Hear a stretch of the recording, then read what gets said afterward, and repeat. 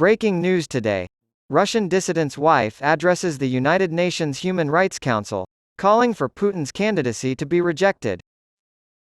In the first ever debate with the new UN Special Rapporteur on the situation of human rights in Russia, Vladimir Kara-Murza's wife testified today before the UN Human Rights Council. Kara-Murza was sentenced to 25 years in prison for criticizing Putin's war on Ukraine. British Ambassador Simon Manley, who was in the council chamber, tweeted, "Such a powerful appeal for freedom in Russia."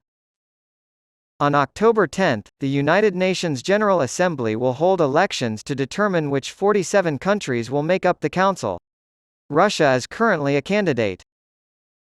Here is what Yevgenia Kara-Murza said in her UNHRC speech today.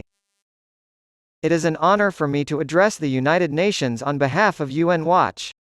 I am a Russian citizen and the advocacy director at the Free Russia Foundation. My husband, Vladimir Kara-Murza, is a great Russian patriot who was recently sentenced to 25 years in a Siberian prison for speaking the truth about Russia's criminal war of aggression against Ukraine and its use of repression against tens of thousands of Russian citizens to silence them and prevent them from exercising their right to free speech under the Russian constitution. Why would a powerful leader choose to attack a peaceful neighbor is the question I have come to Russia to answer. Is it necessary for a powerful leader to crack down on free speech by eliminating the press and human rights groups? A strong leader wouldn't put his people through mind-boggling propaganda, arbitrary detentions, torture, punitive psychiatry, and lengthy prison terms if they dared question state policies. Why would tens of thousands of people leave a country with a strong leader who is popular with the people living there? No. Russia's President Vladimir Putin is not a leader. As a criminal, he is on the wanted list of the International Criminal Court. Russia under Putin's leadership has no business sitting on the UN Human Rights Council.